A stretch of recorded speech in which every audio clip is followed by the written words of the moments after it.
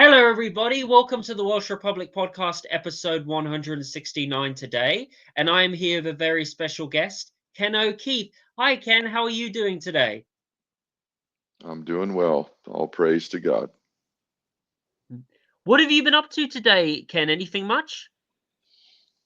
It's a day I went to the pool and got some sun, did a bit of reading, listened to some music, went into the sauna, and now I'm doing this interview, obviously, and I'll do a little bit of writing later today. You know, fair Uh, enough. Have I, you done any I'm surfing? Go ahead. What are you yeah, going to say? I'm writing a book, so eventually people can get the things that they won't hear in this interview. They'll get a whole lot in the book. So anyway, that's all I'm doing. Later today, will be just like I said, writing. Surfing, Ken, I have I, the last time I surfed was in you, Gaza, believe it or not, which is oh, like wow. 9 years ago, something like that. Um, so yeah, I look forward to doing some surfing again. In fact, there's surf here in Malaysia, which is good, very good in certain spots. But I look forward to heading to Indonesia, which is tons of Aussies and Kiwis will they go to Bali, of course, Uluwatu and Padang Padang, but it's really overcrowded there. I want to go to some of the other parts of Malaysia where world class surfing. Ken, if I'm a guy who's new to surfing and I want to go to like Indonesia or Hawaii, what spots do you really recommend for people? Like the best spots for surfing? Well, you know, okay, so you wouldn't. I used to live on the North Shore of Oahu when I was a scuba diver and a boat captain, and I lived on the North Shore, which is the surfing capital of the world. You wouldn't want to go to the North Shore and learn how to surf. The waves are very heavy there, and people die. So I grew up in Southern California, so I grew up surfing reef breaks, places like Traps, Solana Beach, Torrey Pines, all these types of places, and you know you'll have a lot of breaks in New Zealand that you could hit that would be better when you're learning. You want to start off with smaller stuff, beach breaks, and maybe some reef breaks, but if you keep going and you go into progressively bigger surf, then you can start playing with the bigger waves. But I mean, I nearly died more than once. A couple of times I thought I was a goner. Just when you wipe out and you're thrown underwater and you have no idea which way is up, you really don't want to get in over your head, literally. Like, when you start getting in the head high or double overhead waves, that's serious. You if you don't know what you're doing or you're not ready for that, I would practice breath hold diving, holding your breath. Just literally, you can do that at home. Take deep breaths, hold your breath, and get used to being able to hold your breath for 30 seconds for a minute. At my best, when I was a free diver, I could hold my breath 4 minutes. Like literally, I could sit there, hold it for 4 minutes, calm yourself down, and get into a place where you're comfortable with not being able to breathe. The only other factor with surfing is oftentimes you'll wipe out and you won't be able to get a full breath. So, that's where, as I said, you don't want to get in over your head. Mother Nature is not very forgiving. If you get cocky and put yourself into a really dangerous situation when you're not ready for it, you can die. So, surfing is a fun thing to do, but it also can be quite dangerous if you don't know what you're doing. So, Ken, now we're going to get into the serious stuff. So, tell me about yourself and the audience. What's your background story? Who you are? Why did you join the Marine? And what caused you to leave the U.S. Marine and you to burn your U.S. passport in 2001? Go. Well, I was born and raised in California. I was born on the day of the fake moon landing in the summer of love, July 21st, 1969. I had my mom and dad divorced. My dad was an abusive father. God bless him. I love him. He's passed on, but he was abusive. He was abused badly, put into an orphanage as a kid. I only found that out like 3, 4 years ago. So he was mentally, physically, and sexually abused as a child and abandoned by his mother. So that's why he wasn't able to love his only son the way any father would want to connect with his own son. But my mom raised me as a single mom. I remember my fondest memories were playing football. I played like at the highest level. The Yanks call it soccer. I hate that. It's football. So I was very, very good at football. I was very serious about it. But my favorite thing to do was go to the beach and, body surf and boogie board. And then eventually I learned how to surf. Lived in Southern California. And then eventually I moved to Hawaii. Like I said, I had my dye business there. I rescued a bunch of turtles. I got international attention, turtles that were wrapped in fishing line. I did ghost net recoveries, including a couple at 200 feet deep plus, beach cleanup. So I've always been an environmentalist. I became a vegetarian in my 20s, and then I became a vegan. I was vegan for 9 years, and that was purely for ethical reasons. I'm in a good state of health at 55, almost 56.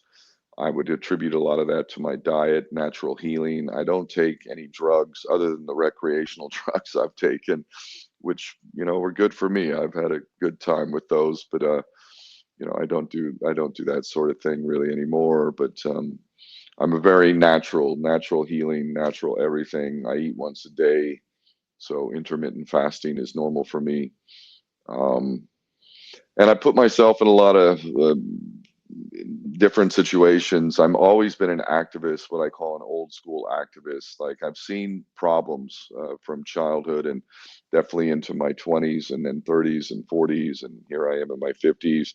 The world is a mess. And since our politicians are all corrupt and even a lot of the charities and whatnot are BS too, I just came to the conclusion at a young age that, if you want to affect a better world, then do something about it. And I'm not the modern day kind of activism like the George Soros, Antifa, Black Lives Matter crap. I'm talking about real activism. Like, for instance, Palestine Action in London, in England, they've just got, the government has just listed them as a prescribed organization. So they're literally now in the same category of like Al Qaeda. And what they do is destroy property that's being used to commit crime. So in England, they've gone into like in the military industrial companies over there, and they've broken in and like destroyed a bunch of property. They've defaced some military equipment, including planes. This is to try. So you're committing a crime in order to prevent a greater crime. And that's the kind of activism that I would endorse. I'm not in favor of killing or injuring people, only in self-defense. I would kill somebody if somebody's trying to come and kill me. That's a natural law. That's God's law. But I'm very much a nonviolent guy. I don't choose violence. It's a last resort. I've been in a war, so I'm very anti-war. Only again in this self-defense. If somebody's invading your country, defend your country. But don't go invade somebody else's country like my birth nation just does everywhere. Afghanistan, Iraq, bombing Libya. We've just destroyed, we've terrorized this world. We've mass murdered people. We've created millions of orphans, millions of refugees. So my argument would be that we really need to do more than just talk about it. We need to do more than protest about it. We need to take direct action. And sometimes that means risking your life or your freedom. In my case, I've lost everything I own 3 times over the last 10 years alone. But I've been to Gaza. I've lived in Gaza. I've met amazing people around the world. I've been to Iran several times. I've lived in the West Bank. I've been to Iraq, both as a Marine and also as an activist. It's for me, I'm just not content to sit around and watch things happen. Even now, if I could get into Gaza with a machine gun like I was in the Marine Corps, I was an infantryman. I went off to combat. I was in the first Gulf War, Operation Desert Storm. And I actually loved the Marines, but I was given an unlawful order. And when you take an oath, you take an oath to protect and defend the Constitution of the United States, to fight all enemies, foreign and domestic. The enemy is inside the gate, so I've taken that very serious, and I've been fighting the enemy inside the gate. But when I was given an unlawful order, the rest of the unit accepted it. They didn't like it, and they bitched about it, but I actually jumped my chain of command, and they got rid of the riot act after I openly said I did it, and I went from being the best Marine to the most hated Marine. So that was my red pill moment that sort of set my course into my 20s and 30s and 40s and today. Whereas I realized that I was wrong about the Marine Corps. They punished me for doing the right and honorable thing. I got no veterans benefits, nothing. Even my college stuff that I paid into, I got nothing back.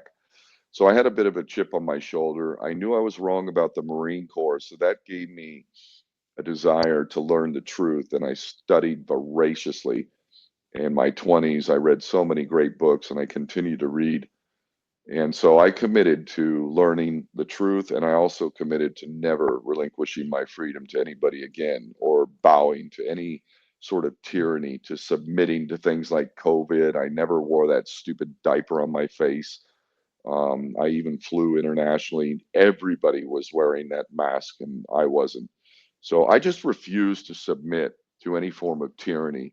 My master, and the only master that I answer to, is God. That's it.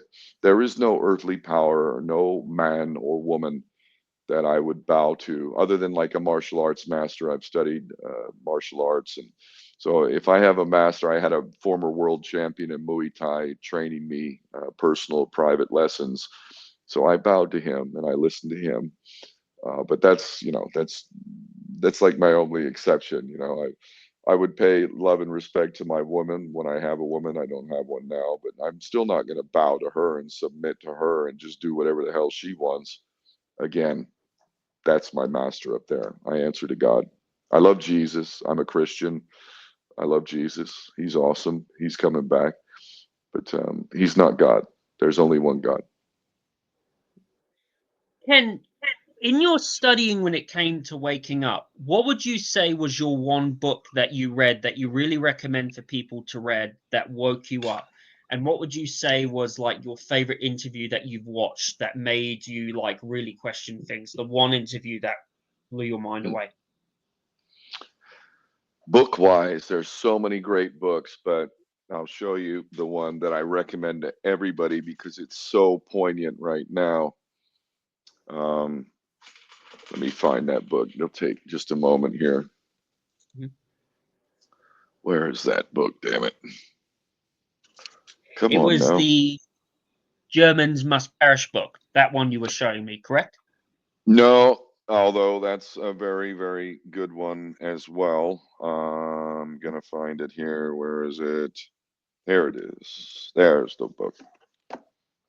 It's called A History of Central Banking and the Enslavement Oh, of Mankind. that is a great Absolutely book. brilliant. That is fantastic. That is. Have you read that book?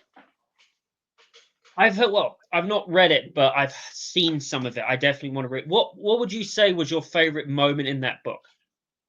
I'll tell you, that I know for sure. I could even read you. I could Go read ahead. Yep. you the section. I've highlighted it.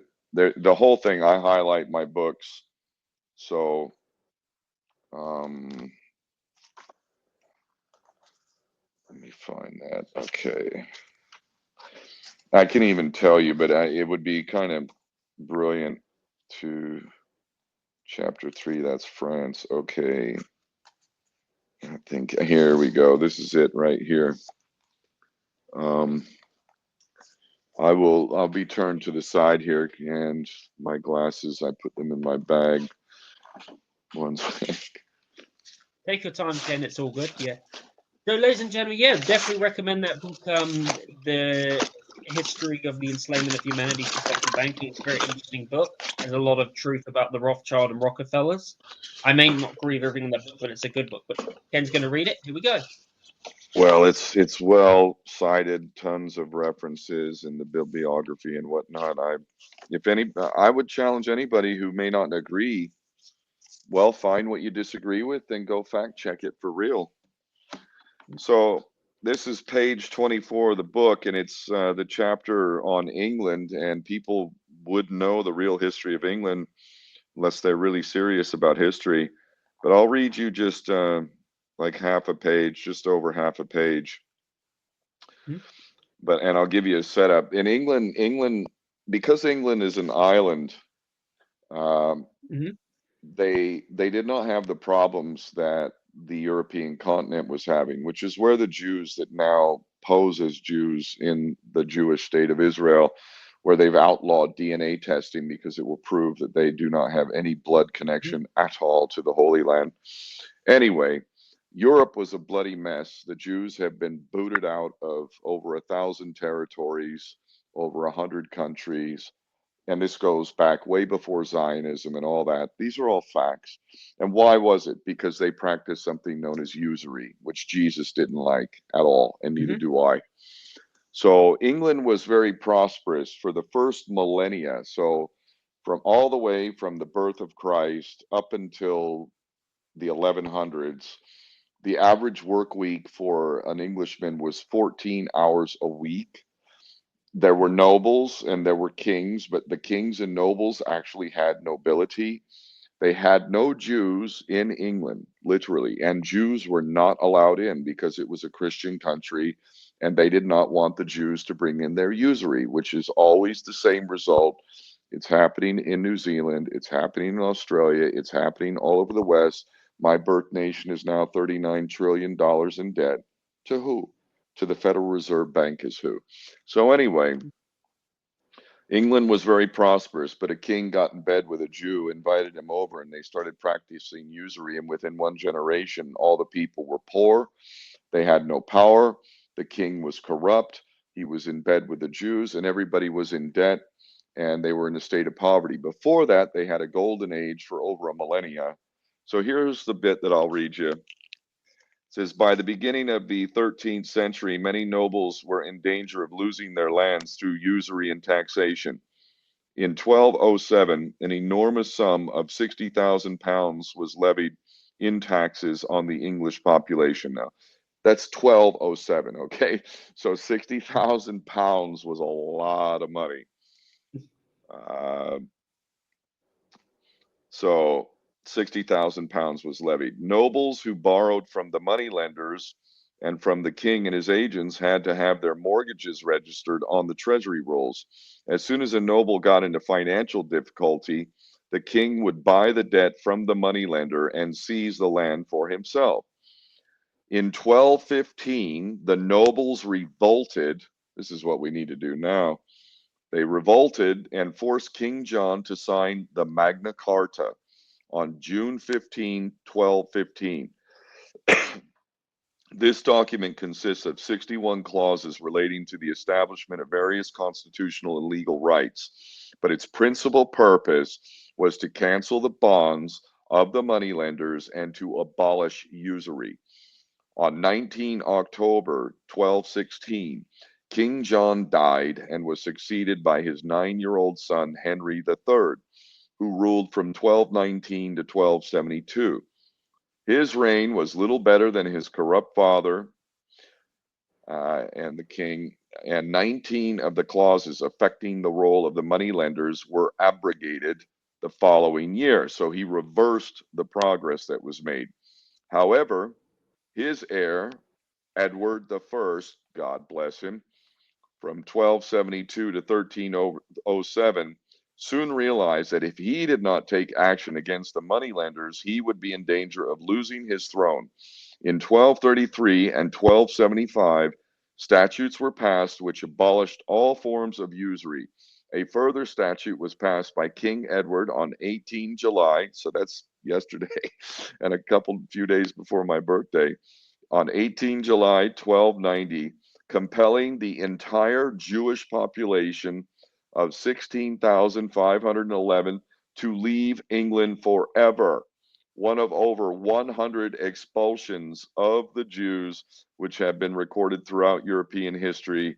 Unlike the modern practice of ethnic cleansing, the Jews, after paying a tax of 1/15 of the value of their movables, and 1/10 of their species were permitted to leave England with all their goods and chattels. With the banishment, the moneylenders, and the abolition of usury, taxes were moderate, and there was no state debt, as the interest-free tally stick was used for government expenditures. So the point is that if, you know, I know most people in the modern era, especially in so-called Western society, are confused about religion and God, or they reject religion, and I don't blame them, because the churches have been corrupted. And we see, like, I'm a Catholic born and raised. I mean, how many choir boys do we need raped by cardinals and bishops to think, you know, that's not something that's godly, and it's not something that I'm going to follow. But the beauty for me is that I did not confuse the church with God. God is truth. Truth is God. It's no demarcation between truth and God. God does not lie to you. God can offer you the kingdom of heaven, but he can also send you straight to hell. Those that are running our world right now, they're aligned with Satan. They practice satanic ritual sacrifice of children. They also practice satanic sex rituals. We can see this with Diddy and other Hollywood types of things. This is being uncovered. The mask is off. We're seeing it, and we see that those who practice usury, because according to Christianity, usury is not allowed. According to Islam, usury is not allowed. And the original word, as was handed down by God to Abraham and to Moses, the original word to the Jews was no usury. And they did follow that. Some Jews still practice that, very few, but some do. Those are the real Jews who are following the word of God, and I have no problem with those Jews. But every Jew who's practicing usury and who is indebting the world through the IMF, the World Bank, the Bank of International Settlements, the European Central Bank, the Bank of England, the Federal Reserve Bank, you'll have the equivalent banks in New Zealand and Australia. Unacceptable. I will fight that shit till death. We need to end usury. When we end usury, every single problem you can imagine, we can fix it. Literally.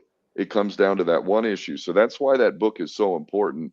And if you really want to learn and be armed with serious truth, like I was as a machine gunner, when I'm locked and loaded, man, I'm dangerous. That stuff is like bullets. It's like the sword of truth.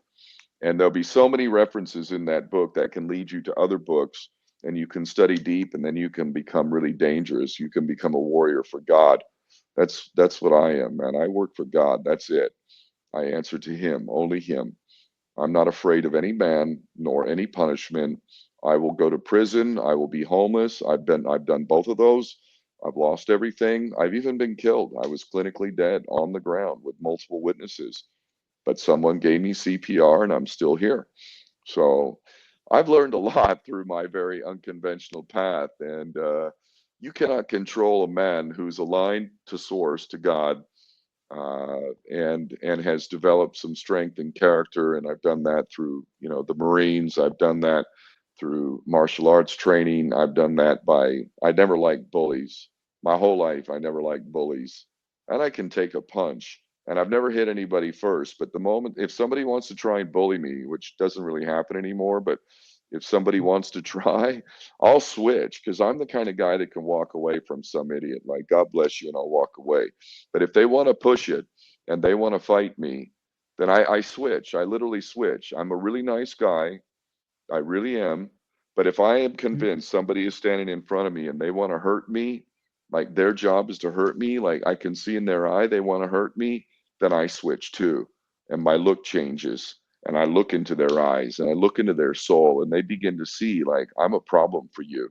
You better bring your fucking friends, because I know how to fight and I can take a punch. So I don't like bullies. And who's the biggest bully? America. Who's their master? The Jewish state of Israel. Who's the biggest enemy to all humanity right now? The Jewish state of Israel and their little podunk bitch, otherwise known as the United States of America, that I used to serve as a mercenary for the banksters. So yeah, that's my gig. That's what I'm about. That's what I do with my time. That's how I think. And this is the way I approach my life. This is a war, and I'm ready to die or to see the day of victory. The latter would be better. You know, I know you and me don't agree with everything, Ken, but when you look at like how you have so many like Christians in America, Christian Zionists who say Israel's the chosen place. And it's this and that, but yet they ignore the fact Israel's stolen nuclear technology from America. They've committed espionage. They follow the ideology of the people who killed Christ. And then you ask them to go look at the Talmud, especially when it says that Jesus is like in like is in hell and shit. It's just, excuse my language there, it's just messed up. It's just like I think to myself, how can these guys support? It's just ridiculous. And the whole Scofield Bible thing is just nonsense. And I tell you what, Ken, myself, sorry if I have to be a bit sensitive here. Apologize for me, Ken. I know I should be the interviewer, but it disgusts me because I've seen those videos of Palestinians getting killed and bombed, and it's horrible. It makes me sad and disgusted. It's awful. And the fact Christian Zionists can support this, but yet they say is America's best friend, but yet they don't. They should read the Talmud. Speaking of that, Ken, let's say this, if I'm a Christian Zionist and I came up to you and said, "Oh, Israel's our best friend, you should read the Talmud," what quotes would you say to them, and what historic stories beside them crucifying Jesus would you bring to them to explain they're wrong? Go. I would say, okay, my brother, you go over to Israel. You're the little nation that you have been told you need to do everything. You need to bend over and take it up where you sun don't shine. You go to Israel, go to Tel Aviv, and you go preach some gospel. Go on, go do it. Go. And when you do, you'll know what a dumbass you are. You are supporting those who consider your Savior, my Savior, Jesus. They consider him the biggest enemy of all. They hate him. They hate him, and they call Mother Mary a whore. They will beat you, they will spit on you. And then you come back from your little trip over there to Israel, and then you tell me about your Scofield Bible and how you have to bend over backwards for the Jewish state of Israel. Because if you still believe that shit, I can tell you right now, you're gonna get your first class ticket to hell. You are literally in bed with those who crucified your Savior, you idiots. You absolute idiots. By the way, now my Yeah, I know. battery, one sec here. My battery is starting to go on this. I don't know why it's doing that because So yeah, that was a great answer you did there, Ken. So another thing, I want to ask you is when it came to the story about you on the boat, you were disarming a bunch of Israeli soldier commandos. What was that about, Ken? Tell me exactly what that was about. That was a very brave thing you did. it's there's this thing. When I was a young kid and I was stupid and I was in the Marines and then a war happened, which was the first Gulf War.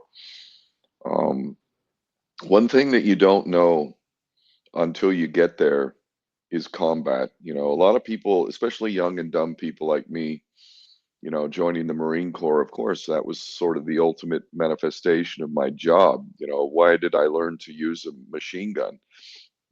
To kill people. I mean, if I'm going off to a war, I'm not going with kumbaya. My job is to kill you.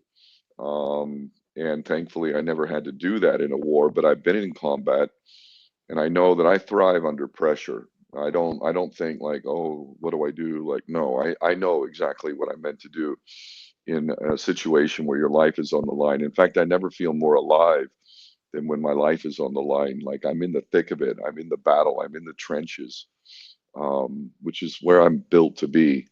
That's why I also maintain my health. Like I'm ready to fight right now if I have to, and I will.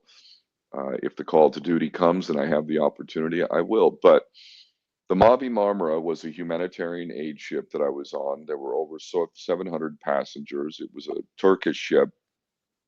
I wasn't even going to go on the ship. I was focused on something called Aloha Palestine trade, not aid.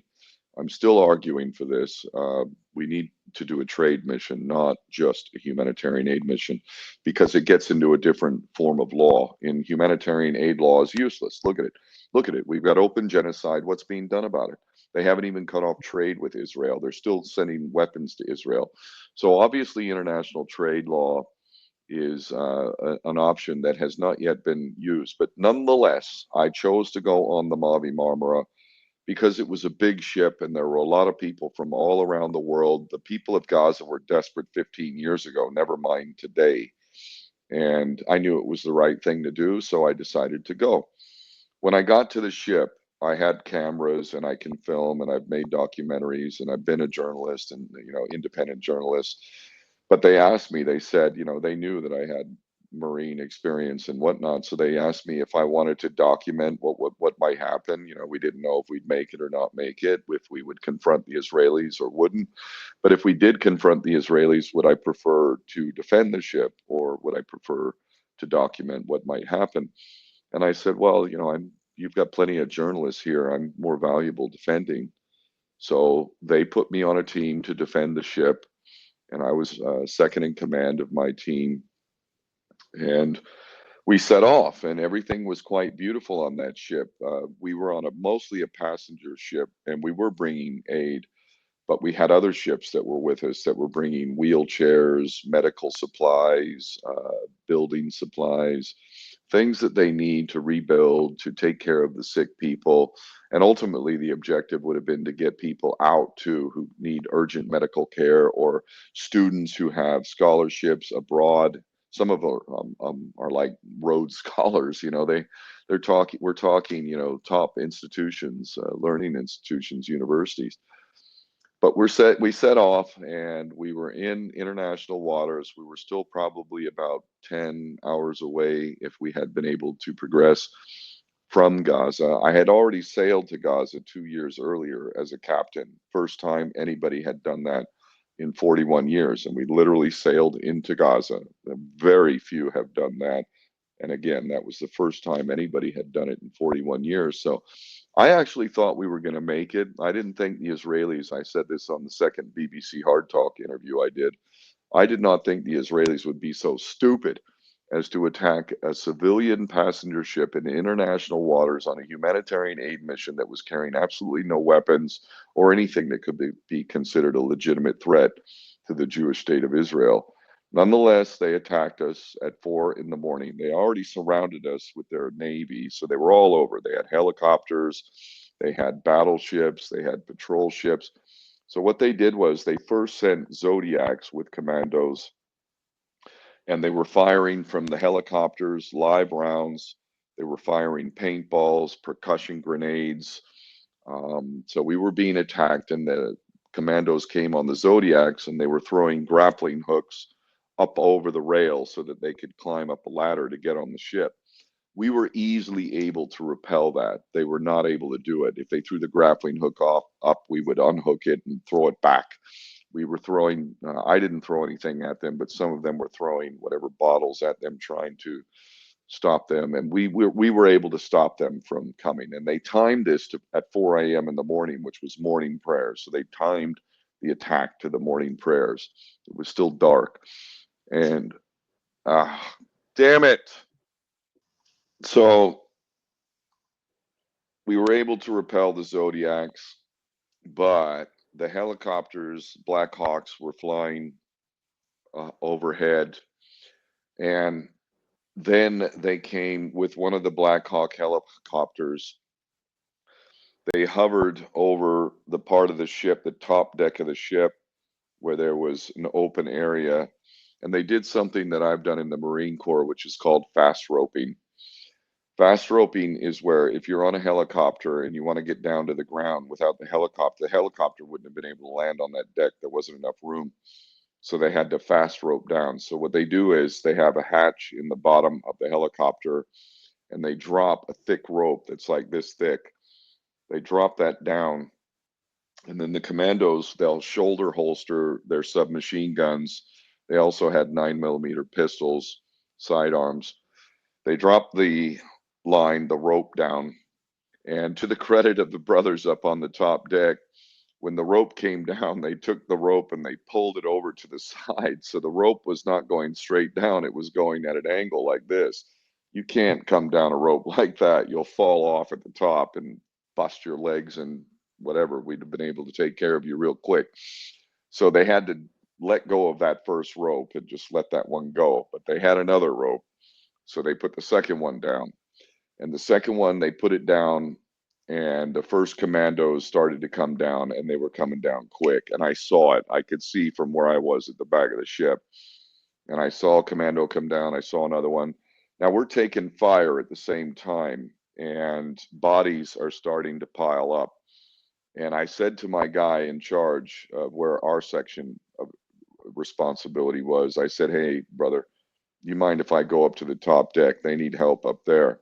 So once again, this is sort of like how you deal with combat. Like I knew that what needed to be taken care of was those guys, the commandos getting on the ship.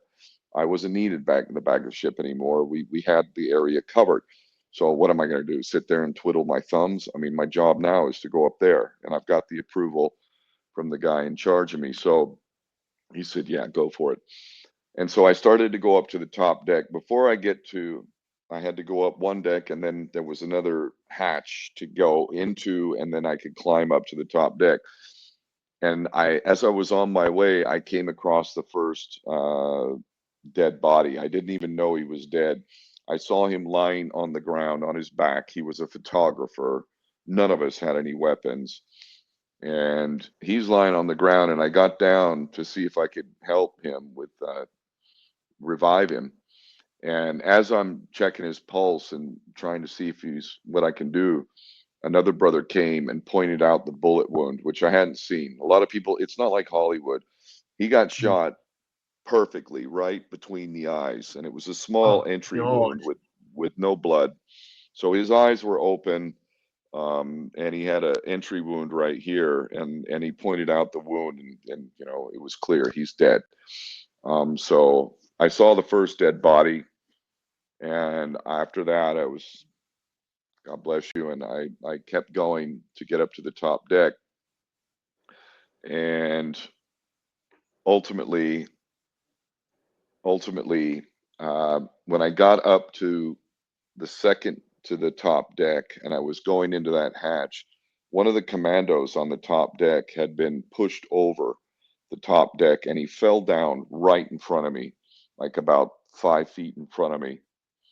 And immediately I knew, like, get to him, like, boom, I pounced on him. And he was a little discombobulated, man. He was a little overwhelmed with the situation. So it wasn't difficult for me to get to his 9 millimeter pistol. He didn't have his submachine gun.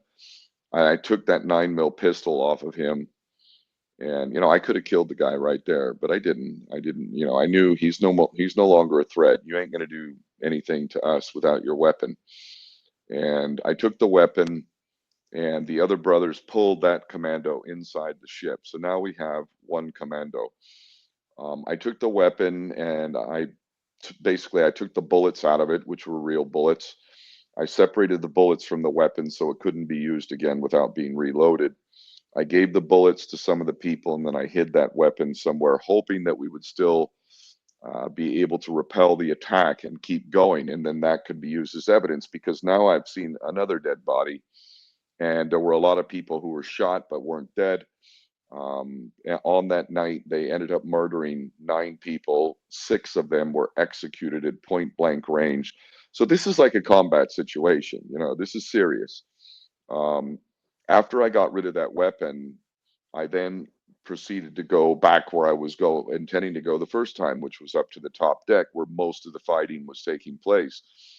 And as I got to the same place that I was before, just on the other side of that cabin to get into that hatch, I was going to get to that hatch. Once again, by the grace of God, another commando was pushed over the top. He fell down in front of me. Now, this one was fully alert. He had his submachine gun shoulder holstered. He had his 9 mil pistol. He fell in front of me. He was ready to go, and I saw him. He saw me coming to him, and I saw him, and he was going to get his hands on the weapon and turn the weapon towards me, and he would have killed me. But I managed to get to him just in time to where I took my hands and I grabbed his hands, because his trigger hand, he was getting that on the gun stock so that he could get his trigger finger on there, and his left hand to hold the stock. And as he got his hands on it and was starting to turn to me, I grabbed his hands and I peeled his hands off of that weapon. And at that point, another brother came from inside, one of the defenders, a Turkish brother. He came and he started trying to get the weapon off of him. And I had to tell him, like, dude, get the shoulder strap off of him. And so he followed my direction. He pulled the weapon off of him and took that weapon. And I believe that one, they threw it in the water. And then I was on top of this second commando. I literally was what's called a full mount. If you know MMA, mixed martial arts, Mm. a full mount Mhm. is a position of dominance. Like, I'm on top of you and you no longer have a weapon. I kind of have you as at my disposal. I can do ground and pound on you or whatever. And I did. I gave that one a punch. I took my right fist and straight right. You can see pictures. One of them under his left eye, he has a bruise right here. That's from me punching him. And we then took that guy, that commando. He was taken inside as well. I then was going to go back up to the top deck. I still hadn't made it because I've dealt with these two commandos now, disarming the two of them. And as I was getting ready to go up to the top deck and surely die, I would have had almost no chance up there. But then the captain came over the PA system and said, stop resisting, stop resisting. They've taken over the bridge. So the Israelis were now at the command center of the bridge, and the captain gave the order. I followed the order. I stopped resisting. And then we were all told to go inside the ship. We did. When I went inside the ship, we had three commandos. So I disarmed two of the three. And I made a point of going up to each one of them. Literally, they were standing. And I went up in front of each one of them, like, this far away from them. And I looked straight into their eyes. And what I saw was little frightened children. They literally thought we were going to kill them. They thought they were dead. They thought that we were going to do to them what they had done to us, like execute us and all this kind of stuff. And I looked at them and I just saw the cowards that they are. And the decision was made. I was not in command, so I did not have any decision making powers. I probably wouldn't have done what they did, but the command decision was to let them go. So those three commandos were let go. I mean, the reason why I might not have let them go is because if we had the three of them, we could have potentially used them as leverage to say, listen, pull your men off. We'll release these three, but we need to keep going. We intend to get to Gaza. But instead, they released the three of them. They were allowed to jump in the water because the rest of the Israelis were in the water and ready to receive them. So they jumped in the water, and one of them was like so scared and discombobulated that he, like, they had to like kind of baby him and deal with him to get him back. But at the end of it, they took control of the ship. Once they had their commandos back, they separated the men from the women. They put us men on the deck, the open deck, and they put us in stress positions, and we were ordered to stay there while they were holding us at gunpoint. And they took us on about an 8-hour journey, maybe even 10 hours. Now it's getting into the morning now. The light is out. So we were in the hot Mediterranean sun. They denied like elderly people and whatnot the ability to use the toilet. They kept lying and saying 5 minutes, 5 minutes, and like you thought they were going to do it, but no, they were just lying. And literally, there were people that wet themselves and whatnot. I mean, when you got to piss, you got to piss. Probably some even did a number two in their pants, because when you got to go, you got to go. Fortunately for me, I didn't have to do that, so I just held mine. And we arrived in Ashdod, and the PR was very bad for them at that point. It was like the whole world was shocked. This was like, the top story in the world. And they took us, and here's a little tidbit. I had a Palestinian passport that was awarded to me so I was given Palestinian citizenship. I hid my Irish passport, and when we were getting off the ship and they were processing us, I was coming down the gangplank, and there was an IDF guy, and he looked at me with his cocky little Jew look on his face, and he said to me, "We know who you are." And I smiled and I said, I know who you are. And he didn't like that, but I just kept walking. Like, I don't give a shit, you little pussies. And I walked down the gangplank, and eventually I got to where there was a guy, there were tables. There was a guy who was taking our passports to lodge, to log who we were. And then there was another guy next to him, another IDF guy. And as I handed over my passport, I had a smile on my face because it was like, here's my Palestinian passport, motherfucker. You send me where I was going. I didn't ask to come here. I was going to Gaza. I'm Palestinian. So you deport me to Gaza. I ain't Irish. I ain't American. I'm Palestinian. Or you can hold me, whatever you want to do. Anyway, I handed it to this IDF guy, and he looked at it and he looked so puzzled. I was just laughing to myself. Meanwhile, the other guy, he saw that I had handed over a Palestinian passport, and he did this. He said, he was like this. He goes, and I'm like, what? And Israel. I'm like, what? And he goes, Israel. And I'm like, Palestine. And and he got pissed, and he got so pissed that he stood up and he grabbed a water bottle and he threw it at me, and it hit me in the head. And I'm just like, bring it on, go. And they literally, all the other IDF guys like came over and like kind of grabbed him to pull him back, because it was like, if you really want to fight me right here, we'll fight right here. I don't give a shit. You go ahead and do to me what you do to the Palestinians. You murder Palestinians every fucking day. Nobody cares about the Palestinians. Apparently their lives don't count. My life counts, motherfucker. So if you want to take me out and make me a martyr right here, you go ahead, but you're going to need more than yourself, you little bitch. Because I'll take any one of you on. I'll take two of you on at once. You'll need a gun to kill my ass. So they did not like me at all. And they knew who I was. And they put us in the prison. And literally, the PR was so bad, they realized like they got to get us out of there. They don't want to keep us there. So they said, okay, we're taking you to the airport. And everybody was happy. All the Turks were happy. Like they didn't want to stay in Israel.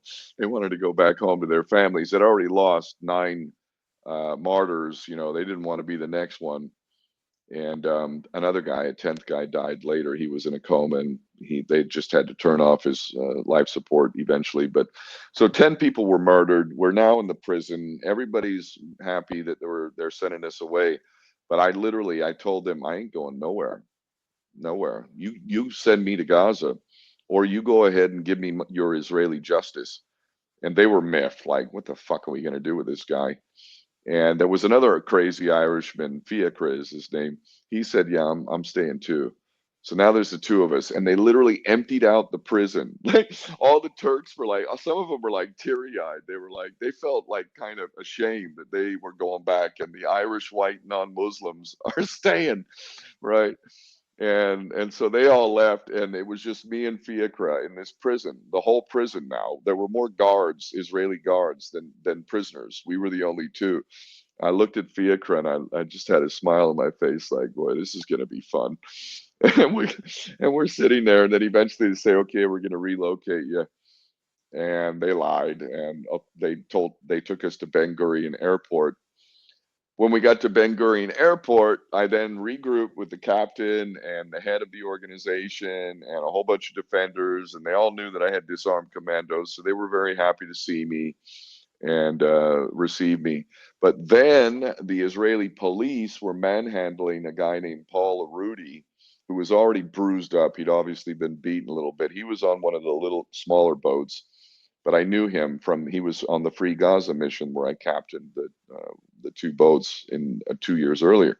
So I had a relationship, and they were manhandling him, abusing him, and he was yelling like, stop, stop. And we all got up, we stood up, and we're shouting like, stop, let him go, let him go. And all the Israeli police came over to us, and they were shouting at us, sit down, sit down. And we're like, especially me, I'm like, no, fuck you, you fucking let him go. And they came up, and they already knew who I was again. So one of the Israelis broke out a billy club, and he boom whacked me over the head. and blood's just streaming down. It didn't do shit to me. I've got a hard head, man. Nobody's been able to knock me to the ground with a punch or anything. This didn't do shit but give me blood all over my face. So now I've got blood all over my face, a gushing wound. I've got blood from the martyrs that I had helped, blood from them, blood all over me. I haven't now showered for a day or two. I stink. I've got blood. I've got a bloody face, and they're beating me. When he hit me, I was like, fuck you, you coward. And he fucking came, and the rest of them came for me. One of them got behind me, put me in a chokehold. So now I can't breathe. I'm getting kicked. I'm getting punched. There's blood everywhere. I'm like resisting, trying to get this bastard off me, although I'm a fighter. So I know when somebody gets you in a rear naked choke, you're kind of screwed. I'm taking body blows. They're kicking, punching. I can't breathe. They take me to the ground. I'm resisting. And I knew I was about a second or two away from blacking out. And I went limp. And I literally thought to myself, like, wow, I don't know if I'm going to make it, man. If this guy doesn't let go, first I'm going to black out. But if he doesn't let go, then I'm going to die. You know, if you don't get oxygen long enough, then that's it. You can kill somebody with a rear naked choke. But to the guy's credit, the Israelis' credit, he did let me go. I went limp. He let me go. They were on top of me. So now they've got this problem, right? I've got blood everywhere. I'm beaten. Everybody's witnessing this. So they then pull me into a back room, and they put me in a jail cell, and they're trying to figure out what the hell to do with me. And they say, here, we want to make it right. They're trying to, you know, kind of kiss my ass a bit. And like, look, they really didn't want this. And they knew that their command was going to have a problem. Like, who the fuck let this happen? And so they're kissing my ass, and they're asking me to wipe my face. And I'm like, no, I'm not wiped. You stole everything from all of us. And all I have is these bloody clothes and my bloody face, and I'm keeping it. And they were begging me, and I'm like, no way. They actually, they then like put me in a cell, and I was there for several hours. Now everybody is gone. I'm the only one there now. Yep. Everybody else is gone.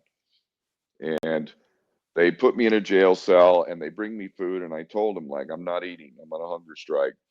And so one of the guards brought in food. I took the food, and I was cuffed, but I could have eaten, but I had my hands cuffed. I took the food and I put it through the slot in the cell door, and I flipped the food out, like the food just went all over the place. Oh, God. And the Israeli came back in, and he's like, "What the hell? You're cleaning that up?" I'm like, "No, I'm not. You clean it up. I told you I wasn't eating. You clean it up, motherfucker." And he got pissed, and I was cuffed, like I said. So he then opened up the cell. He came in. He beat me a little bit further, and I shit you not, this is the God's honest truth. And I've told this same story many times. He literally, this Jewish prison guard or police guard, he literally unzipped his pants, pulled out Ugh. his penis, and literally was like moving like he was going to put it towards my mouth. And I Oh, literally that's said to disgusting. him, I, li- That's I, disgusting. I literally said to the guy, if you get that anywhere near my mouth, you ain't getting it back. Like, I ain't sucking your dick, but I'll bite that bastard off. So, you do whatever you want. You think you're gonna shove that anywhere near me? He got the memo real quick, and he pulled that thing, put it back in his pants. And after he beat me, this got back to the commandant, and he was like, "Oh, Jesus Christ, man, this guy's Ken O'Keefe, man. People know who this guy is. Now he's like this. We already taken bad PR." So I literally was then taken out of the cell. The prison guard guy was like apologizing, like, oh, they took him away actually, and they had a new guy come in, and he was all apologetic. He said, "Here, we're going to take you to meet the commandant." And they took me to his office in Ben Gurion Airport. And I'm looking at these Star of Remphan, Star of David, Remphan, Satanic Symbol awards all over his wall, right? So this guy is like, high command. And he sits me down, and he starts kissing my ass and saying, "Would you like some coffee or tea, water, cappuccino?" Or, and I was like, yeah, cappuccino would be nice. And he brought me a cappuccino. We sit down talking, and he starts telling me, like, look, Now I've got even more blood, right? My face is caked with fucking blood. I'm sitting there with just blood everywhere, stinky, sweaty, bloody, and now I'm having a cappuccino with the commandant, and he's begging me to fucking wipe my face. I'm like, no, and he literally, they get the Irish, because I did not give a U.S. passport. Fuck America, fuck you. I'm Irish. And he literally got the ambassador, the Irish ambassador to Israel, to call me, and was on the phone with me, and literally he was talking to me and saying, look, we really want to make this right, we've had enough trouble, people have died, just please wash your face, okay? And I'm like, with all due respect, no, I'm not washing my face, absolutely not, and I'm not leaving either. And he begged me, and I was just like, no. So now the commandant is back to square one, like, Jesus Christ, man, what are we going to do with this guy? And keep in mind now, like, I'm not saying that I'm impervious, but if I was Palestinian, I'd be dead 50 times over by now. Like, literally, literally. The only thing protecting me is God, number one, but also my profile. Like, if I become a martyr in your custody with multiple witnesses after I've just disarmed 2 of your commandos that murdered 10 people on a humanitarian aid mission, you just made me one of the great martyrs of all time.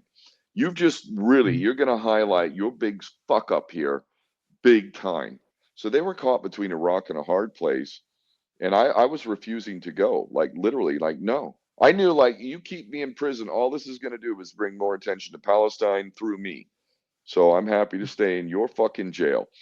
And bottom line is, they didn't know what to do with me, but they weren't, I wasn't going to wash my face. They didn't try and, like, force me down and wipe my face for me. And if they did, I would have been bleeding anyway, because it was still a fresh wound. I could have easily made it bleed again myself if I wanted. So they really had no choice but to let me go with my bloody face. And it was only at that point where I did agree, like, okay, I'll go with my bloody face. And sure enough, they put me on a flight, on a Turkish Airlines flight. This was funny too. Imagine this. You're getting on a plane. You don't know nothing about anything else, but you get on this plane. But the first guy on the plane was me. And they put me in first class, which is always up in the front. So every other passenger that came on that plane was walking past me. So here you have this guy in the first class seat with sweaty, stinky clothes, with my Aloha Palestine shirt, and a bloody face with blood just caked all over his face. And I'm sitting there and I'm just laughing my ass off. Like, when was the last time you ever got in a plane and you saw something like this? And I flew back to Istanbul, and I was in first class, and they were very kind. They treated me very well. I did have a beer or two. That, fuck yeah, I'm having a beer after this. And I sat and I had my drink in first class until we landed in Istanbul. And then they had the media there, but they ignored me. They right away, they had paparazzi type thing. They were taking pictures of me. I did a little interview there, which there's some remnants on the internet.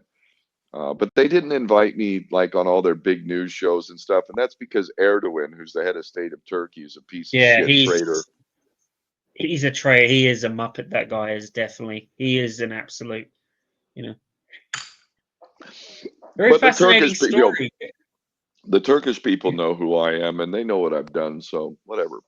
I don't have any, God, Turkey's trading with Israel. 40% of their energy is coming from Turkey. So fuck the Turkish government. Fuck Erdogan as well. Ken.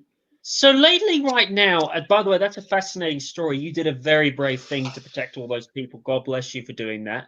So, speaking of that, Ken, right now, as we all know, the Epstein files, of course, nobody, like anyone with a rational mind, knew Trump was never going to release them. Of course, he was never.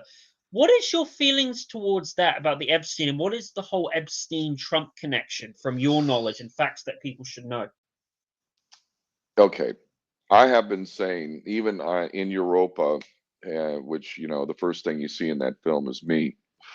I say in that interview, which they do about a minute clip of that interview, but it's a 15-minute interview. People can see it online. It's from the Open Mind conference in Copenhagen, 2016.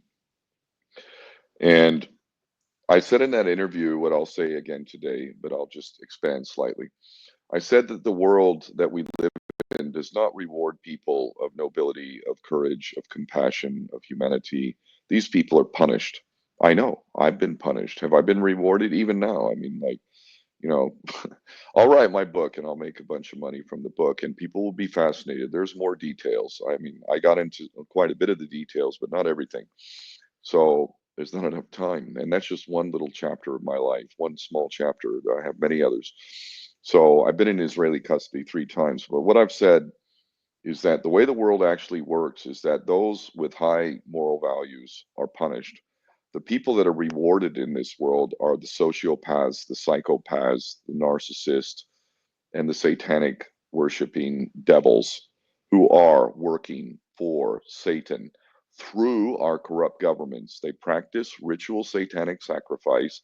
This is what they used to do in the Jewish temple, the first temple and the second temple. That's why both of them were destroyed. And that's why they want to build their third temple now to resume their literal animal and human sacrifice. This is why God rejected them. They were chosen and then they were cast out of the Holy Land. And the Orthodox Jews know that the Jewish state of Israel is an aberration, that it is against what their prophecy tells them, which I don't agree with, but their prophecy says that the only way that the Jewish state of Israel can come back into existence is by the return of their Meshiach or their Messiah, which is in truth the Antichrist. I mean, what kind of God would want animal sacrifice, human sacrifice, with rivers of blood, the way they used to do? They were doing thousands of sacrifices a day. So anyway, the people who are running the world through Freemasonry, secret societies, the Bilderberger Group. I was born right near Bohemian Grove. They were doing the cremation of care ceremony there when I was being born in July 21st. You can go look it up. They had that ceremony going on. So for all I know, I was also born on not only on the day of the fake moon landing, where Stanley Kubrick, a Jew, had filmed the fake moon landing a year earlier in a London studio for a film called 2001: A Space Odyssey, which is an amazing film to this day. You wouldn't be able to believe that it was 1968 when that was made. It was like the Avatar of its day, like way ahead of any other movie, like one of the first color movies. Amazing. They practice satanic ritual sacrifice. The same director, Stanley Kubrick, was killed, and we never saw 24 minutes of his brilliant film, Eyes Wide Shut. That shows you the sexual satanic rituals that they do. So they get these supermodels, and they have the dude in the red cape, and he's tapping the staff, and these women disrobe, and then they leave the circle, and then they go and they walk up to one of these masked men. They're all masked. These are the leaders in your parliament, in your White House. They do this type of satanic ritual sacrifice and satanic sexual blood magic stuff. This is in homage to their master, who is Satan. And the way the world works is if you're ready to serve Satan and you're a psychopath and you have these qualities, you can talk the gab. Like Donald Trump is a charmer, he charms people, but he's an idiot. He's an absolute idiot. And Jeffrey Epstein said that. He doesn't read anything. He said I don't even know if the guy can read. He never reads a newspaper or anything. He's just a classic American idiocracy type guy, but he's fucking president. So those that are running the world, that's who they're beholden to. This is a spiritual war, and this is why they've completely infiltrated churches. They've rubbished the church so that people will reject God. They'll become agnostic or atheists, and they won't know that they have a soul and that there will be a judgment and that your destination is either heaven or hell, depending on what you do with your life. So this is why I'm not afraid.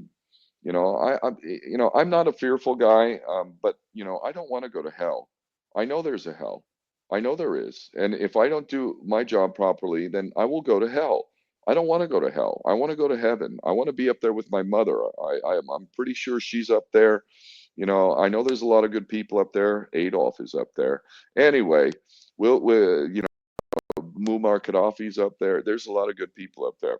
Jesus is up there, and he's going to be coming down back again. But my point is that this is a spiritual war. I serve God. That's my only master.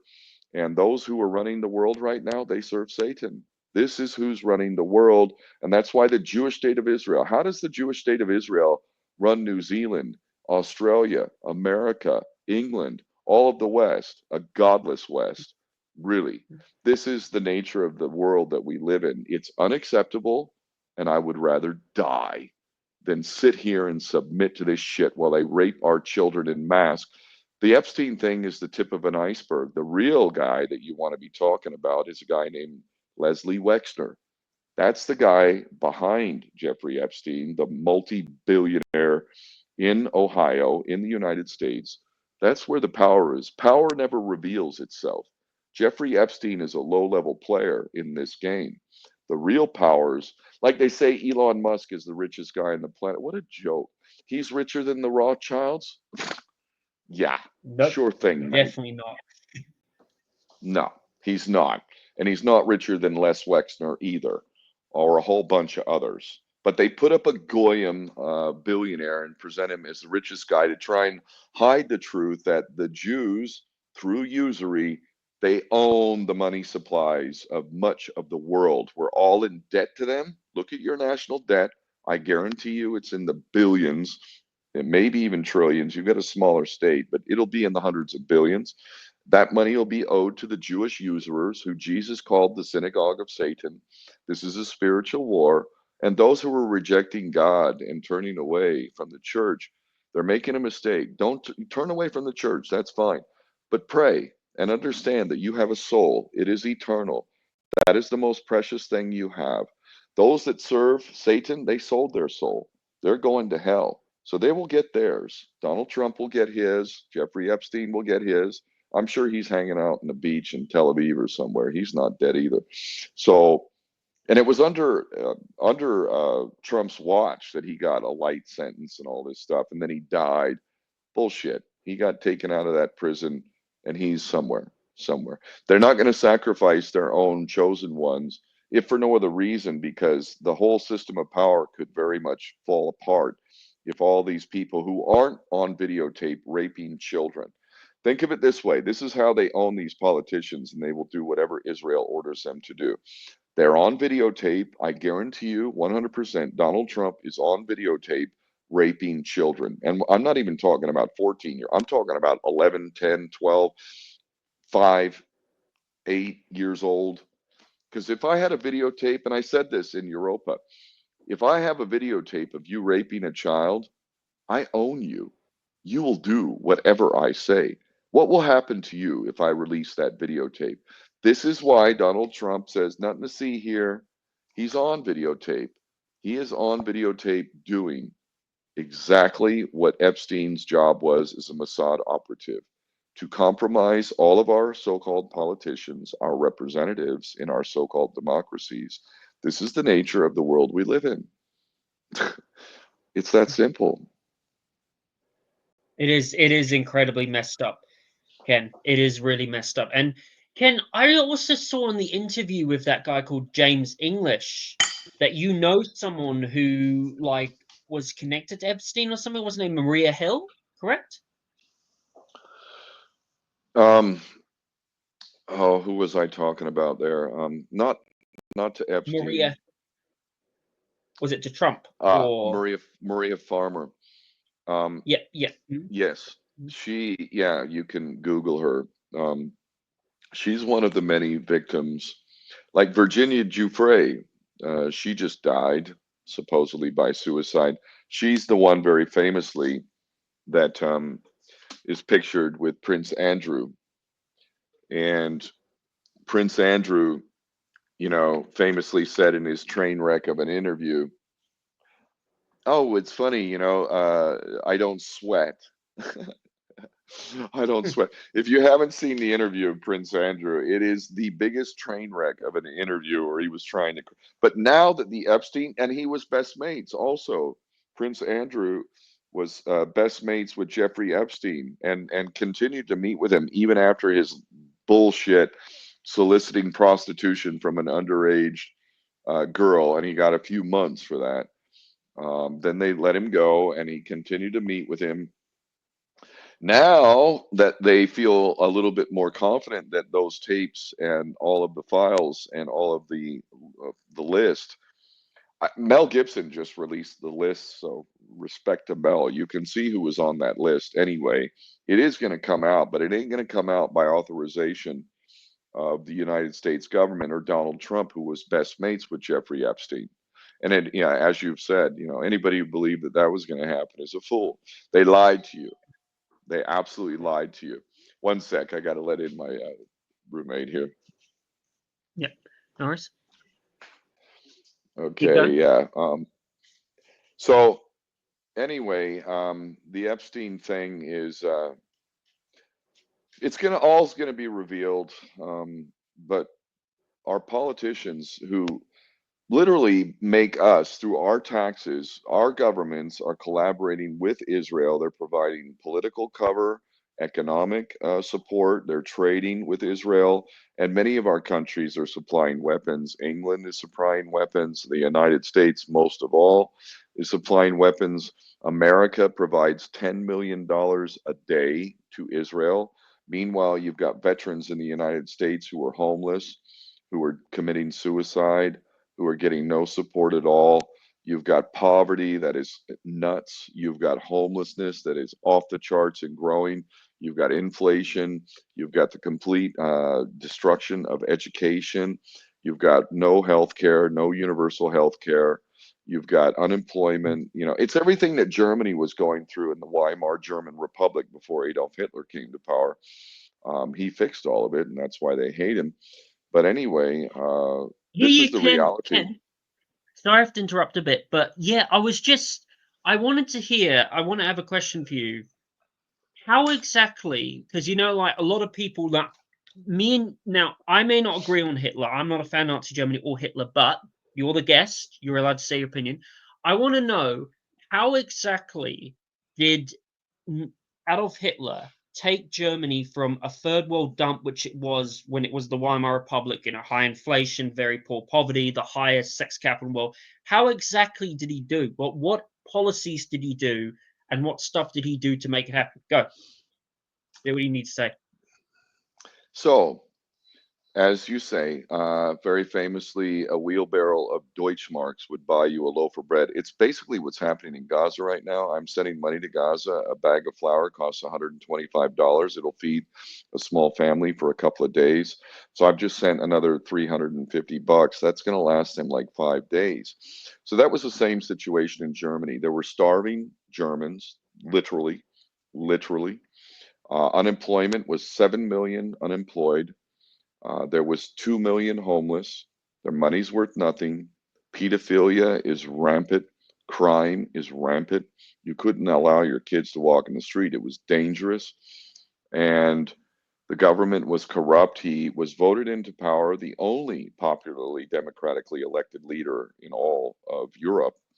Not Churchill, none of these guys. Adolf Hitler was. And the reason why he was voted into power is because he wrote a book called Mein Kampf, which I've read. And in that book, he makes clear that there is indeed a Jewish conspiracy, that through the control of the money, they are corrupting us, they're inviting communism and state power. The ultimate goal is a new world order, a one world government, a digital ID, universal digital credit, the removal of cash, all of that. So, what he did was he outlawed usury, number one. Now, everybody who touches usury ends up dead. JFK, I use this when I give lectures. JFK issued United States notes. United States notes. This is not a Federal Reserve note. This is backed by silver, and it was issued in 1963. It has a red seal, not a green seal. And most importantly, it says United States note, not Federal Reserve note. This is not issued by the private bank known as the Federal Reserve. Every single dollar that is issued by the Federal Reserve has interest. There's your usury. And so if you produce, and only the Federal Reserve can produce these dollars, when you produce $100, if you have a 1% interest, we'll just use that figure for simplicity's sake. That means that if you only have $100 in circulation, but there's a 1% interest attached to it, You now have a debt of $101. But hold on, you only have $100 in circulation. How are you going to pay $101 when you only have 100? Now we just amplify that because it's into the trillions now. There's trillions of dollars that are in circulation. Most of it is digital nowadays, which makes it even easier for them. They are the only ones that can produce this digital currency or the paper currency. But the amount of money that is in circulation that exists is less than what the debt will ever be. So you'll never be able to pay the debt. He ended that. He ended that policy. And by the way, JFK was a journalist. He traveled to Germany while Adolf Hitler was the head of state, the chancellor, and he wrote very, very positive things about Adolf Hitler. He did. Fact. Maybe that's why he issued United States notes, because he took a page out of Adolf Hitler's book, as did Muammar Gaddafi. Oh yeah, what happened to Muammar Gaddafi? He was getting Killed. ready to liberate all of Africa. He had Mhm. accumulated a mass of gold, and he was going to use the gold that Libya had accumulated to back the African gold dinar. Africa would be a free continent right now if they had not gotten him, and that is why they took him out. And they literally put a knife into his ass and sliced him from the inside. They do that to Palestinians today as well, and they'll riot for the right to rape you. So Adolf Hitler outlawed usury. He arrested 6 Rothschilds, literally. No other head of state has ever done that. 6. He put one of those Rothschilds to work mopping floors. Fact. Wouldn't that be fun, watching the Rothschilds go fucking mop floors and clean toilets? He also outlawed Freemasonry and secret societies. Remember JFK's famous speech where he warned us about the conspiracy and Mm. nefarious, right? That's JFK once again. And he outlawed all secret societies, arrested Rothschilds, ended usury. He also put in place the strongest laws to protect animals in the world. Adolf Hitler was a vegetarian himself. He got all of the people who were unemployed employed by building the Autobahn and other infrastructure. They produced their own money, including labor certificates. This money here, well, this is backed by silver, but it's no longer in circulation after what they do to Kennedy? Oh yeah, lone gunman, bullshit. They shot him dead because he issued these. Everybody who touches the money is taken out as a head of state. And the Jews told you your history. That's why you disagree with me. Nothing I have said is untrue. I can back up everything that I have just said. I will debate anyone on World War II and Adolf Hitler, and I will crush you with the truth. You can say you don't agree. First off, nobody agrees with everything I've said, but where have I been wrong in anything I've said? Point out one place I've been wrong. Nowhere. I've been right. I know my shit. I've studied deep, and I put myself into the fire time and time again. And I have learned through experience, through study, through wisdom, through knowledge, through consultation, meeting amazing people. Adolf Hitler issued labor certificates. Labor has value. We could issue labor certificates today and put everybody to work to start putting our infrastructure back into place. He did that too.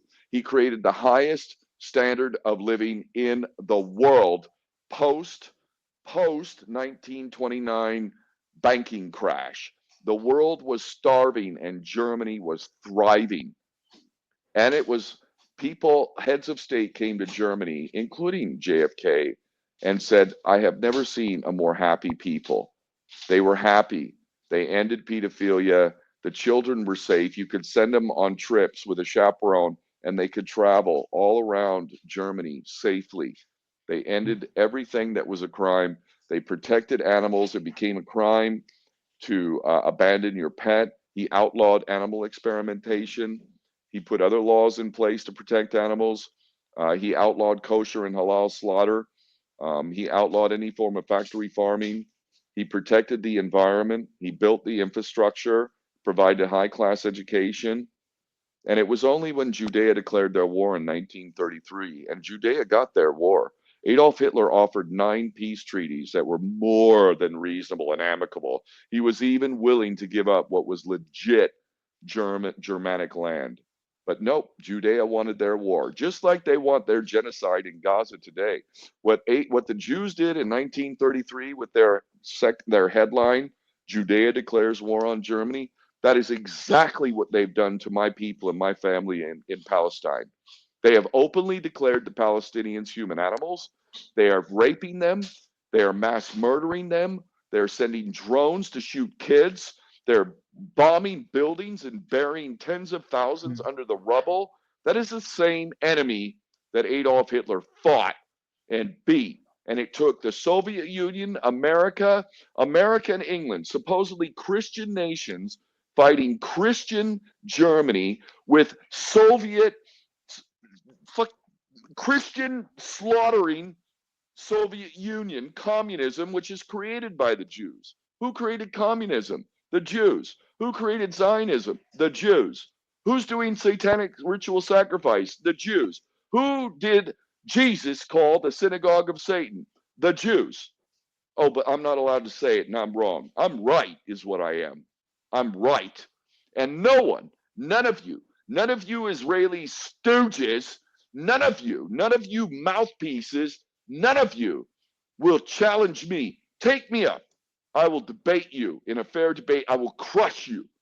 This is why the media pretends I don't exist. You don't want me on. I will crush you. Truth is God and God is truth. Yeah, your passion is very, very cool. I really admire you. You know, even though Ken, you there? Can you hear me? Sorry, I thought the thing buzzed out. Even though you and me may disagree on Hitler, I don't think he's a good guy. But you have your view. You're allowed to say your view, and you should have every right, Ken. You can't disagree. If he did all those things I said, which one of those would you disagree with? Which one? If they're true. I'm not here to debate, Ken. Sorry, I'm not here to debate. You can't because there's not one of those things. If your head of state outlawed usury, got everybody back to work, ended homelessness, arrested Rothschilds, outlawed Freemasonry, protected animals, protected the environment, created the highest standard of living for the Kiwis, I have a feeling you'd like all that. Understand your passion. But Ken, you should have every right to say how you feel, and that's why you're the guest here. That's why I'm not going to censor you, which is called which is a respectful person to do. You just shoot yourself in the foot anyway. This video, even though you have a small channel, I'll bet you it'll get more views than anything else you got because people are hungry for the truth. And because of this genocide, people are willing to listen to things that they wouldn't have listened to 2 years ago. How many more buried, dead children, traumatized children who are orphans? How many more do we need before we open up the possibility that maybe the history we've been told is bullshit? Or you can keep believing that stuff. Fine. Mr. Adolf is the evil, evil guy. Okay. Ken, speaking of that, by the way, I admire your passion. It's very good. I think a lot of people should, have your passion when it comes to your beliefs. A lot of people. So, Ken, I just wanted to ask you, at the moment, a lot of people are worried that we're going to see something similar happen to America, like what happened in the Russian Empire, because Nicholas II, he was against the elite. He was anti-Talmudic. The Russian Empire was very Christian. I wouldn't say America. They had no usury either. Yep, exactly. And he was a great leader, Nicholas II. He was a fantastic leader. He was an awesome leader. But I wouldn't say America is exactly like them. But I was just saying, Ken, right now, there's a lot of theories about the Noahide laws. And I'll just say this, Ken, as myself, the Noah, I'm sure you've heard of the Noah. Sorry if I'm stumbling on my words a bit. It's anxiety. Sorry about that, Ken. It's just anxiety. I was just, when you look at the Noahide laws, I'm actually worried that when America goes into martial law, there was a movie called Gray State. Have you heard of it? Called The Gray State. I think it's The Gray State or The Gray State. And there was an excellent movie. And he, no, he was going to direct it, but it got stopped being direct. They called it off because he allegedly killed himself, the guy, but he actually didn't. He was murdered by the FBI. Yeah, it would have been excellent if it got released, but they did start to produce some of it. Some of it was made. But I was just going to finish off, Ken. basically the Noahide law genocide. The Noahide law is basically, I have a theory what's going to happen is when that law gets implemented, which it will happen maybe during a civil war or a martial law, which it will, and knowing how Donald Trump's going to sign the Anti-Semitic Awareness Act, which is going to destroy freedom of speech in America, which he will do it. Do you think we're going to see something like that, where in a martial law, where we're going to see people dragged up to FEMA camps and just killed, where we're going to see something like we saw in the Armenian genocide, like where Christians were slaughtered, or like how that Jewish king who was the king of Yemen, how he killed Christians? And like, No when do you think question. we will see a type of Bolshevik revolution? Go ahead, Ken. Their Agenda 2030, the New World Order, the Illuminati, all that is all geared towards a one world government. There'll be no nations anymore. Everything will be ruled from a centralized power. It'll be a satanic power. They don't tell you that, but that's actually what it's going to be. They're going to use things like carbon taxes. They're going to use things like universal credit. They're going to use things like digital IDs. They're going to completely and totally. The first law of the Soviet Union, keeping in mind that communism was created by the Jews, Soviet communism created by the Jews, the first law of it was anti Semitism. If you were guilty of anti Semitism, do you know what the punishment for that was? Yes. Death or the gulag, Mhm. one or the other. You'd probably wish for the death, to be honest. The gulag, anybody who wants to stun Gulag Archipelago, there's great books about it. Alexander Solzhenitsyn has written about it incredibly. Keep in mind that tens of millions of Christians died in World War II. We keep that 6 million. You can take that shit and shove it up your ass for anybody who believes that number. The census reports make clear that that's an absolute lie. It's all to perpetuate the illusion of the eternal victim, the Jews, and we all just inherently have this unfounded hatred of Jews. That's an absolute lie. And as I've said earlier, I respect the Jews that honor the command of God, which does not allow for usury. There are few of them, but they exist. Love and respect to them. To everyone, Christian, Muslim, Jew, I don't give a shit, who thinks that usury is good or is making money off of usury, you're going to hell. And you're a part of the enslavement of mankind, as that book makes out very clear. So yes, it's going to be unrecognizable. The freedom that we've had, I know, I grew up in America. I've said a little bit about my life when I was younger. I enjoyed it, man. I feel like I got sort of the last of what's known as Americana. Sort of it was still a very corrupted country. We were involved in many wars, Vietnam, Korea, and, we were going into Central America. We were funding, arming the Contras. They were sending out death squads. So, but there was still, in my ignorance, there was a part of me that really, I still love America. I know a lot of beautiful people in America. I love the Constitution. I love the real patriots like Patrick Henry, give me liberty or give me death. I don't hate America, contrary to the truth is just indicts America for the worst of crimes and hypocrisy. So it's going to go down. And by the way, that's all part of the Jewish agenda.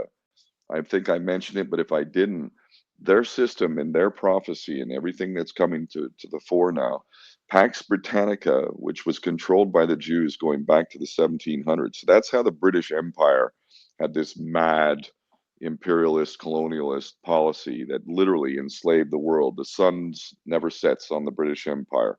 That was actually Jewish control and Jewish policy making that resulted in that. The English people were not inherently mad and wanting to take. They had their own little private Idaho. They had their slice of heaven in Britain. They did not need to steal and covet thy neighbor's wife and property and all of that. But the New England is like the new America, and it's all Freemasonry, satanic leadership. It's all corrupt. It's all Epstein corrupted. The government of the nation is going to be gone. The government is going to be a one world government if they achieve their goal. Pax Americana is going to give way to Pax Judaica. Pax Judaica is going to be greater Israel from the river Euphrates to the river Nile and all the way to the Mediterranean Sea. That's going to incorporate Lebanon, Syria, bits of Turkey, uh, Iraq, Saudi Arabia, encompassing Mecca and Medina, and it's going to run down all of Jordan, all of Palestine, into Egypt, all the way down to the River Nile. That is their intention. That is their plan. They intend to affect Pax Judaica. Jerusalem is going to be the capital of the world when their Mashiach, their Messiah, comes, which is the Antichrist. They build the third temple with their red heifer and their sacrifices. All of this is there. The evidence is there. The proof is there. The plan is there. They have served notice to the world. And if you really study their stuff and listen to what they have to say, they've told you all of this. The vax, what was COVID? How many people have they killed from COVID? And more are going to be dying. God bless all of you that took that jab. They've fucked up your DNA with mRNA, and you now are a genetically modified ticking time bomb. I don't say that with a cold heart. I say that because we submit to tyranny and Satanism. There will be no reward for you, not in this life, not in the next. Refuse to submit. For the American service members, refuse your orders. When they send you off to Iran, you must refuse your orders. If you don't, you're going to die. Or you're going to have like what my best mate, one of my best mates, 20 years my junior Marine in Afghanistan, stepped on a landmine, boom, there went both of his legs right there. Purple Heart winner, lots of medals, -2 legs. This is what will happen to you. They will use you as cannon fodder, as I once was. I was also a human guinea pig. They experimented on us, 600,000 of us in the first Gulf War. We got a raft of injections, and we had to take pills under orders in a time of war. Many died from Gulf War syndrome. That happened to me 35, 36 years ago. I got the memo a long time ago. I don't care how long it takes. My job is to try and warn humanity and give you the knowledge that is necessary for you to set the right course. Not just you, everyone. This is why they want to shadow ban. They shadow ban the fuck out of me. The algorithms don't favor me. They have all these Johnny come latelys talking about Israel and the Jews, the Nick Fuentes types, and even Candace Owens. Like, not all of these people should be inviting me on and paying me respect, because I've been fighting them while some of them were in their diapers, literally. So, and I don't just talk. It's time for action. It's time for real men to stand up, to reach down, grab a hold of some cojones if you haven't already cut them off and cuckified yourself. Become a man. Fight. Fight like a man. And fight intelligently, not stupidly. I wield the sword of truth. This is my weapon right here. But if I need to get into combat, I will, and I will fight, and I will either die or I will see the day of victory. And as I may have mentioned earlier, I pray for this. I pray that when Jesus comes back, that I will be by his side. I want to fight alongside Jesus when he slays the false Messiah, the Antichrist. All the people who think religion is rubbish will just think, well, oh, he's really off the charts there. He's off. No, I'm talking truth. Jesus is coming. I want to fight by his side. And if I'm the most blessed man ever, I will be fighting by his side. Well, thank you very much. Ken, are you still there? Thank you very much, Ken, for joining. It was a pleasure to have you. Before we go, is there anything else you would like to say, Ken? Do you have like any surfer quote you like to give to people when they're feeling down, like one from your favorite surfer who tells people to never give up on his life? You have a quote? You know what? I never do this stuff, and it just shows that my focus has been truth and justice. I've given up so many financial opportunities. It's crazy. If I had directed my energy into making money, I would be a wealthy man financially. But the course I've taken has been so much geared towards humanity and creating a better world. I don't feel good about the way this world is being handed over to our kids at all. I'm ashamed of it. I'm angered by it. I'm deeply concerned about it. I'm a father myself. It's horrible what we're handing to our kids, this horrible mess we're handing over. What I would ask is that if people appreciate what I've said, they can understand at least some of the truth that I'm speaking, and they think that I'm a guy worthy of a little bit of support, go to my X and become a subscriber.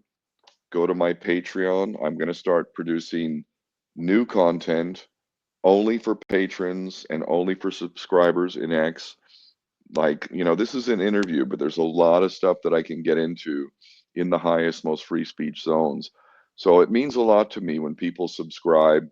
You can go subscribe, go to my Patreon, help a guy out, man. You know, put down $5 a month for subscribers. You know, go to Patreon and throw down a few bucks. The more resources I have, the more I can expand my ability to do good. And I might even get a ship. I'm looking at possibly getting a ship with Cynthia McKinney, former Congresswoman, and going back to Gaza. So I'm ready to die. And you know, there's a lot of people, including Kiwi. There's the Kiwi buddy of mine who was the first human shield, Christian Briggs, and I've had many Aussies, so Antipodeans, that have helped me out a lot. And I'm even going to do an interview for a big conference in the Gold Coast right now. So I got a lot of love for the Antipodeans, and I've had some guys that actually helped me when I was homeless, like to help prevent me from being like on the street, completely on the street. They were Aussies, so my people who help me and love me and want me to write my book, and you know, to have the kind of money that allows me to expand my work and also have some level of comfort because I've made a lot of sacrifices. So I'm going to do what my people who love me direct me to do. I hope that if you watch this interview and it's inspired you in any way, that you might support me, um, however small, however big. It means a lot to me. I don't fight this fight alone. The people of the world who know, the people of the world who are afraid, the people of the world who find strength in my strength and are willing to do more because of the sacrifices I make. Maybe you make a lot of money, maybe you make a little money, but that money, when you add it up with people, it doesn't make me rich by any stretch, far from it. But that money makes a difference to me. So surfing, yeah, go surf, man. After you subscribe to my X channel.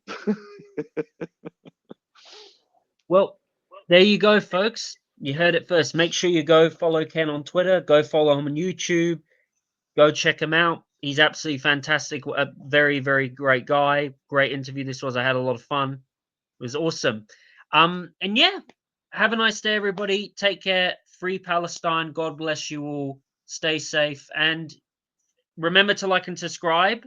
Remember, sorry, to like this video, to share it around with all your loved ones and your family members. And yeah, take care, everyone. God bless you all. Stay safe. Thank you, Ken, for joining me. It was a pleasure having you. God bless you. And stay safe, everyone. Bye.